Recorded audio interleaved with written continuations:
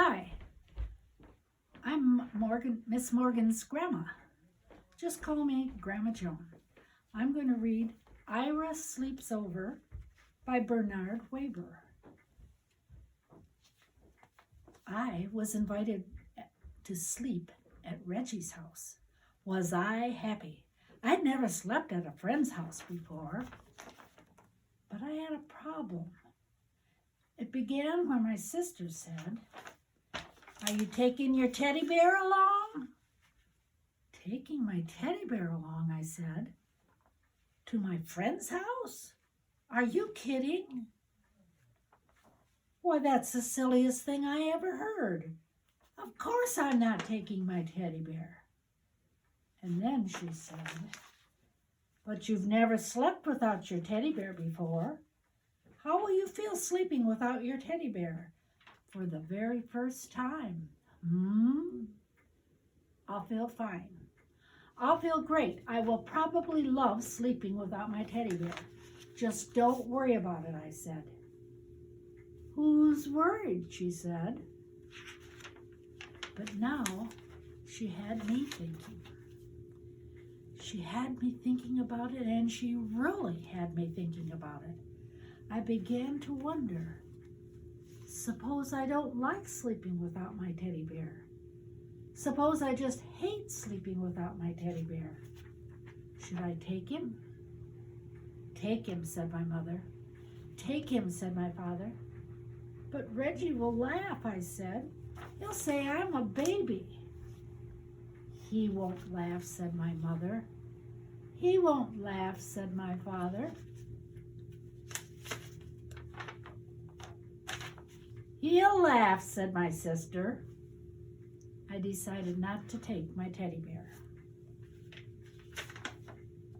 That afternoon, I played with Reggie. Reggie had plans, big plans. "Tonight, when you come to my house, we're going to have fun, fun, fun. First, I'll show you my junk collection. After that, we'll have a wrestling match. And after that, a pillow fight. And after that, we'll do magic tricks. And after that, we'll play checkers. And after that, we can fool around with my magnifying glass." "Great," I said. "I can hardly wait. By the way, what do you think of teddy bears?" But Reggie just went on talking and planning as if he'd never heard of teddy bears. And after that, he said, "You know what we can do after that? I mean, when the lights are out and the house is really dark, guess what we can do?" "What?" I said. "We can tell ghost stories." "Ghost stories?" I said. "Ghost stories," said Reggie. "Scary, creepy, spooky ghost stories." I began to think about my teddy bear. Does your house get very dark?" I asked. "Uh-huh," said Reggie. "Very, very dark?" said Reggie. "Uh-huh," said Reggie. "By the way," I said again, "what do you think of teddy bears?" Suddenly, Reggie was in a big hurry to go someplace. "See you tonight," he said. "See you tonight," I said. I decided to take my teddy bear. "Good," said my mother. "Good," said my father. But my sister said, "What if Reggie wants to know your teddy bear's name? Did you think about that? Oh, and did you think about how hard he will laugh and you say, 'Tata is a silly baby name, even for a teddy bear?'" "He won't ask," I said. "He'll ask," she said. I decided not to take my teddy bear.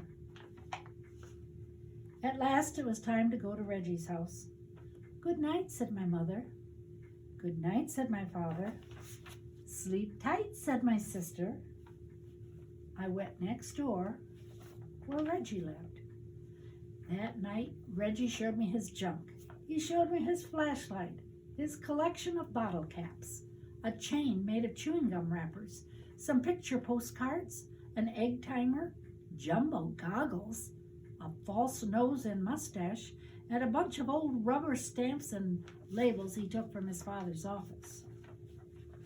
We decided to play office with the rubber stamps. And after that, we had a wrestling match. And after that, we had a pillow fight. And after that, Reggie's father said, "Bedtime." "Already?" said Reggie. "Already," said his father. We got into bed. "Good night," said Reggie's father. "Good night," we said. Reggie stopped. "Are you scared?" he asked. "Uh-huh," I said. "Are you?" "What?" said Reggie. "Are you scared?" "Just a minute," said Reggie. "I have to get something." "What do you have to get?" I said. "Oh, something," said Reggie. Reggie pulled something out of the drawer. The room was dark, but I could see it had fuzzy arms and legs and was about the size of a teddy bear. I looked again. It was a teddy bear. Reggie got back into bed. "Now about this ghost," he said. "Is that your teddy bear?" I asked. "What?" said Reggie. "Is that your teddy bear?" "You mean this teddy bear?" "The one you're holding," I said. "Uh-huh," Reggie answered. "Do you sleep with him all the time?" "Uh-huh," said Reggie. "Do you sleep with him all of the time?" "Uh-huh." "Does your teddy bear have a name? Does your teddy bear have a name?" I asked him. "Uh-huh," Reggie said. "What is it?" "You won't laugh?" said Reggie. "No, I won't laugh," I promised. "Promise?" I said, "I promise." "It's Foo-Foo." "Did you say Foo-Foo?" "Uh-huh," said Reggie. "Just a minute," I said. "I have to get something." "What do you have to get?" Reggie said. "Oh, something," I said. The next minute, I was ringing my own doorbell. The door opened. "Ira," everyone said. "What are you doing here?"